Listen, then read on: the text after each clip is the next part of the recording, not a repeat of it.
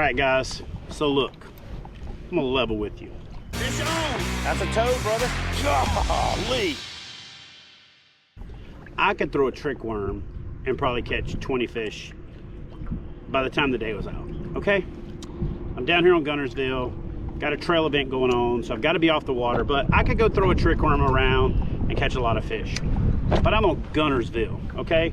The grass is coming up. The milfoil's looking pretty. There's white patches out in the middle of this grass flat that I'm in right here. So I'm gonna throw the frog instead because that's how I like to catch them. It's fun, and that's what fishing's about. Do I want to catch them sometimes? Yeah, but I'm on Guntersville, and I'm in one of my favorite places.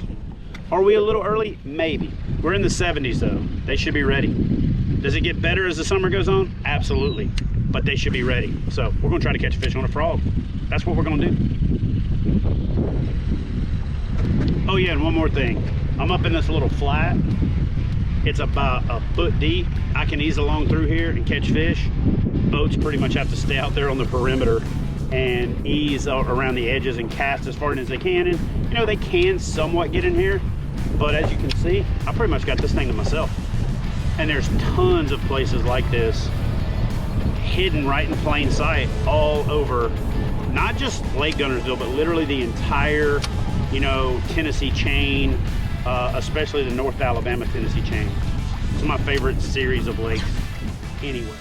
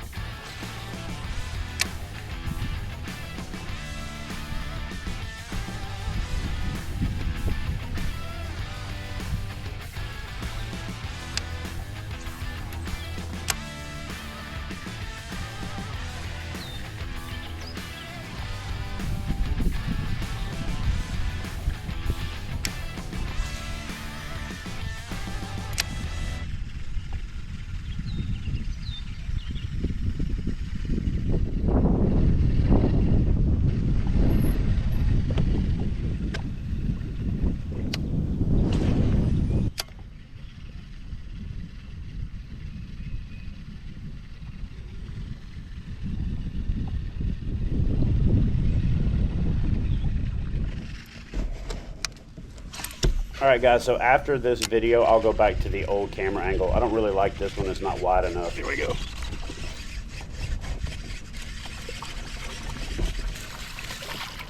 Like I said, my favorite way to catch them is to catch them on a frog. And so I will take that all day because it's what I do it for. I do it for fun. And I do it to enjoy myself.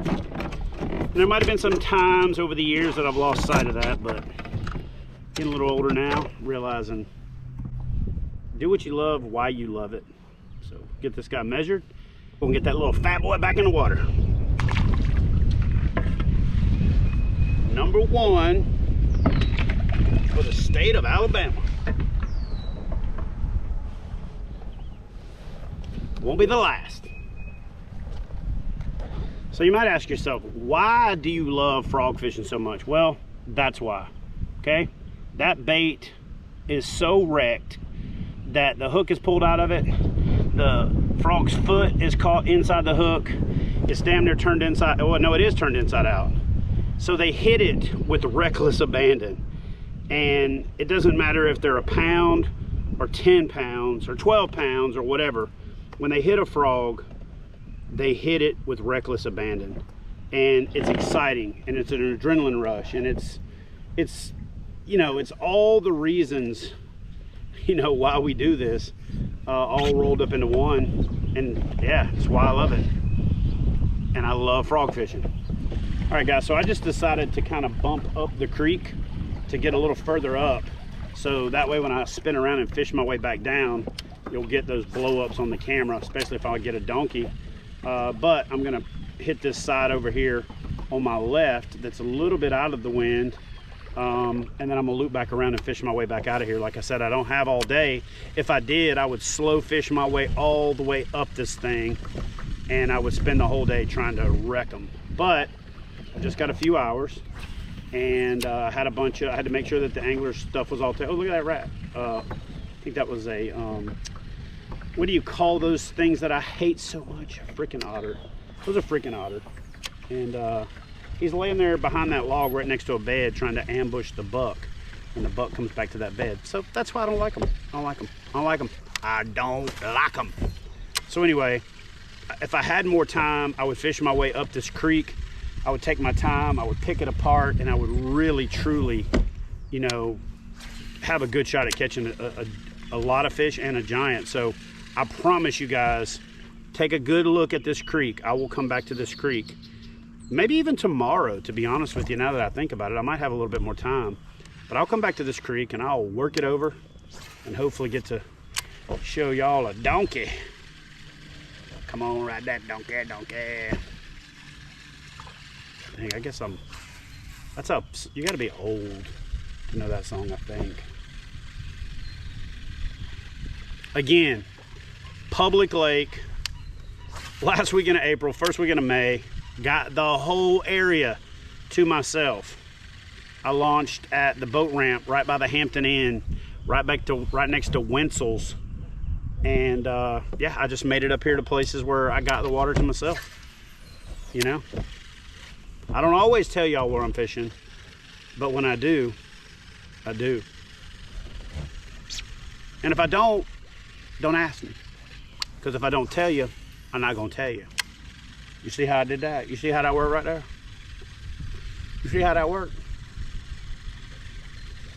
Don't ask, because I'm not gonna tell. Hey, now that there is no more don't ask, don't tell in the military, maybe I could adopt that slogan and just like, yeah, no, I don't even have to wait. I don't have to have permission. Yeah, we're gonna have a don't ask, don't tell. If I'm fishing somewhere and I don't tell you where it's at, don't ask, because I don't tell. But if I do tell, then I would tell you, and you won't have to ask. See how I did that? Big time river. Rivers is probably the biggest one. I don't give a crap about telling you what lake I'm fishing on or where I'm fishing, stuff like that. The rivers, though, that's, you know, when you do the work and you put in the time and you do all that, you just don't just give that out. You just don't hand that to somebody on a silver platter, especially like a whole bunch of somebody's, you know?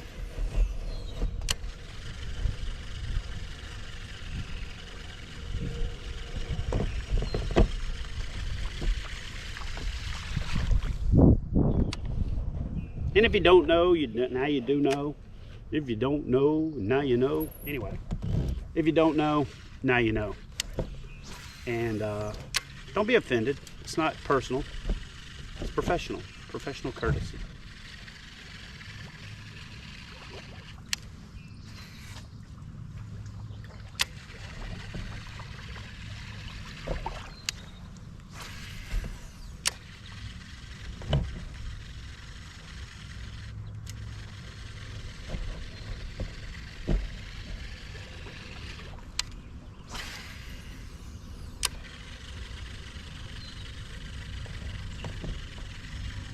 It's kind of deep down through here, son. Purdy too. Purdy, purdy.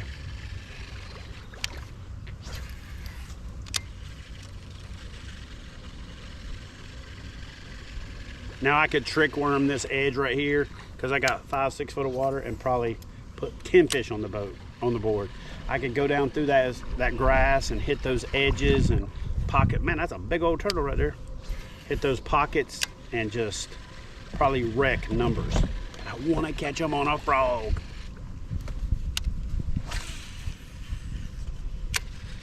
Y'all do me a favor.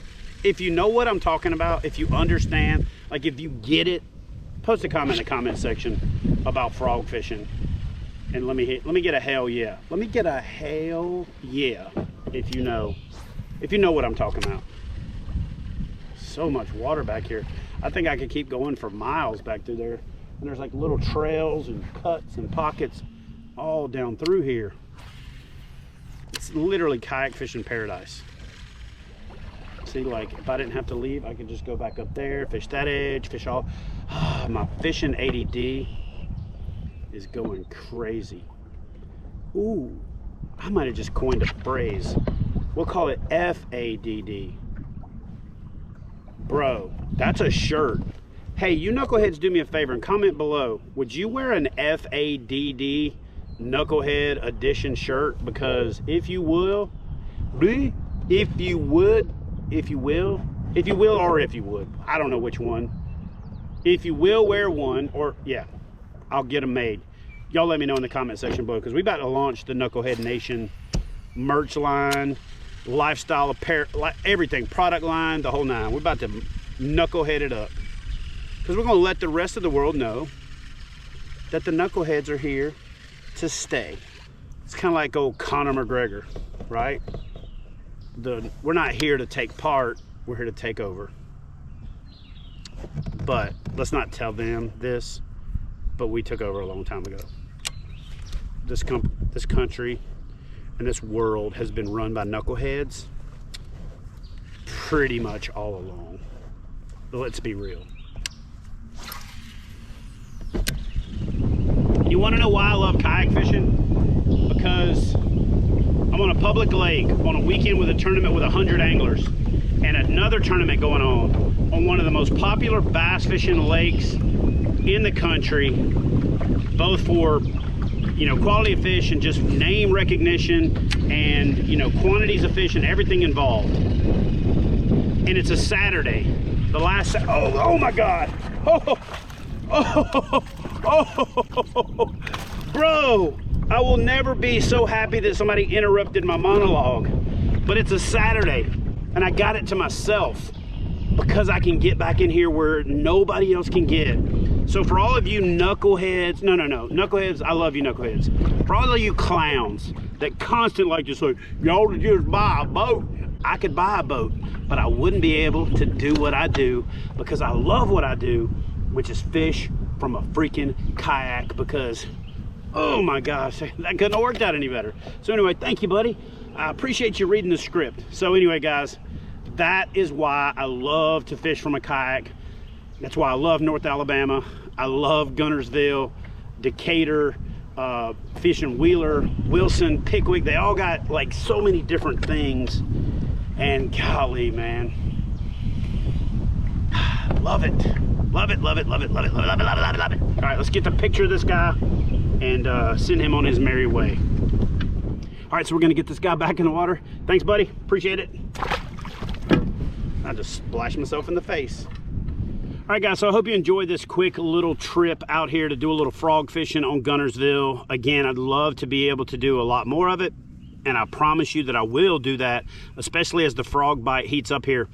One of the things I love to do is catch frogs first, which means I get out there and I fish for them a little bit sooner than most people do. Again, water temperatures in the high 60s up into the low 70s. I actually start fishing a frog as soon as it gets into the 60s and have a lot of success doing it. Obviously, it gets better, you know, as the fish move and commit shallow, but pre-spawn, through the spawn, post-spawn, one of my new favorite lures is the Spro flapping frog. You can get this frog at Fish USA. That's where I got mine. And I like a lot of the different colors, but for whatever reason, black, just solid black, has become my go-to. I have a lot of success with it. I'm actually fishing it on straight braid. I do throw a monofilament leader if I'm fishing it in pads or vegetation that sticks up above the surface. That way it doesn't get caught up. I'm fishing it on a Shimano Zodius rod. This is the 7'5". I like this 7'5" heavy action because it just gives me a lot more leverage. This rod is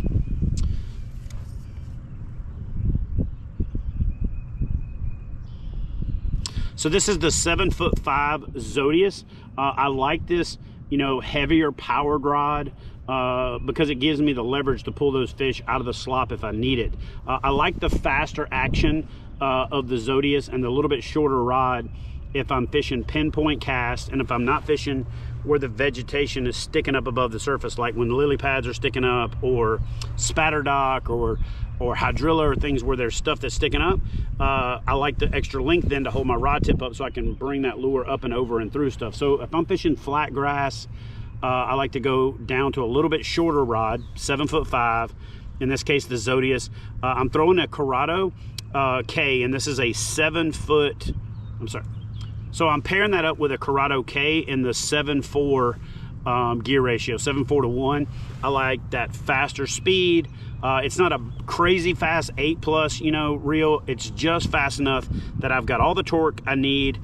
When you go up to a higher speed reel and you lose a little bit of torque on the low end, that's why I like to go to a longer rod, because you can compensate for that. So I usually fish the longer G Loomis if I'm fishing, you know, pads, and like I said, anything where the grass or the vegetation or what I'm fishing through has anything sticking up above the surface. But when it's flat out here, like it is right now, and I want to make more pinpoint casts and hit little specific spots, like this 7'5" Zodius. Love it with that Corrado K in the 7.4 to 1. This actually happens to be the 70 HG edition of this reel, and it's honestly, this has become one of my favorite combos. I throw the buzz bait on this exact same combo, have a lot of success. You can actually get all this at Fish USA too, but guys, that's it. It's a quick, oh, last thing, I'm throwing this on 50-pound braid. I'm not throwing it on rope, you know, like a lot of people do with the 65+ pound deal, but this is the Power Pro Super Slick, and in this case I'm not using a leader. I'm not using a leader because there isn't any vegetation sticking up. I don't have to worry about the braid cutting into it and hanging up and things like that, so therefore I just go straight braid in situations like that. If I'm fishing, again, the other scenario where there's grass and stuff sticking up, or there's lily pads sticking up, then I will go to a monofilament leader. I'm also continuously reeling this like you see here, because this Spro flapping frog legs work really well, but you can also stop this thing and kill it.